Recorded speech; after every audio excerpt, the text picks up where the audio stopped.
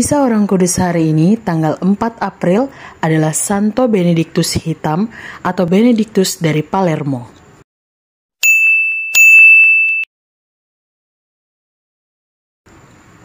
Santo Benediktus Hitam atau Benediktus orang Moor lahir pada tahun 1526 di Italia. Kedua orang tuanya adalah orang kulit hitam dari Afrika yang dibawa sebagai budak belian ke San Fratello di Sisilia, Italia.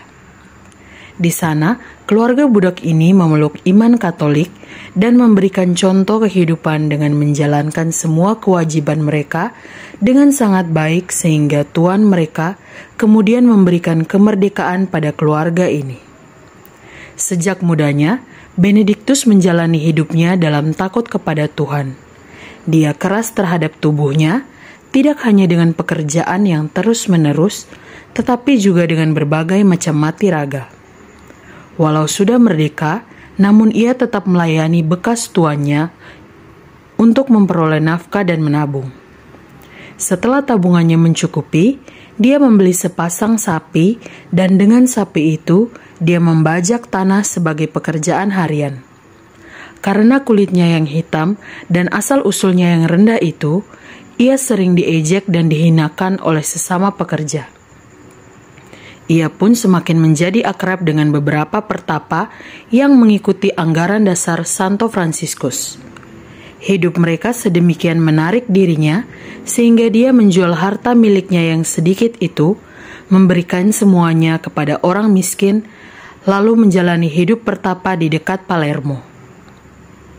Dia menjalani hidup sedemikian ini dengan cara hidup yang penuh kebajikan dan mati raga sampai dia mencapai umur 40 tahun. Kemudian dikeluarkanlah perintah oleh Paus Pius keempat supaya semua pertapa yang mengikuti regula Santo Fransiskus hendaknya menggabungkan diri dengan salah satu biara dari Ordo Fransiskan. Dengan segera, Benediktus pergi ke biara dari saudara-saudara Dina di Palermo, dan di sana dia melanjutkan praktek-praktek hidup kesalehannya, di samping pekerjaannya yang berat, yang dengan gembira ia terima. Mengikuti contoh dari Bapa Kudus Santo Fransiskus, ia melakukan puasa 40 hari sebanyak 7 kali dalam setahun.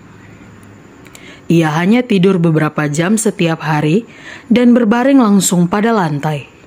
Jubah yang dikenakan pun sangatlah kasar. Kemiskinan dan kemurnian ia cintai dan laksanakan dengan amat teliti dan seksama.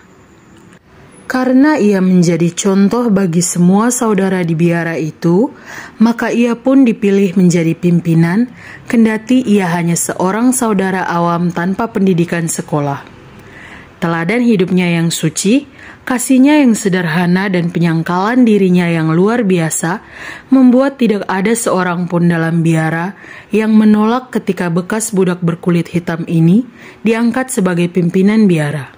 Malahan, ia sangat dihormati oleh semua orang dan penghuni biara itu sangatlah maju dalam keutamaan mereka selama masa pelayanan saudara Benediktus itu.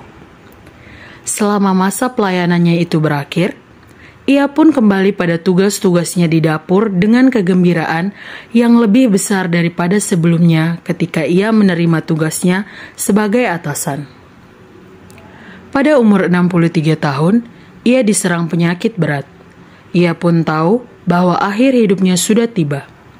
Dengan hormat yang mendalam, diterimanya sakramen gereja yang terakhir, dan ia pun meninggal dunia pada 4 April 1589 pada jam yang telah ia katakan sebelumnya.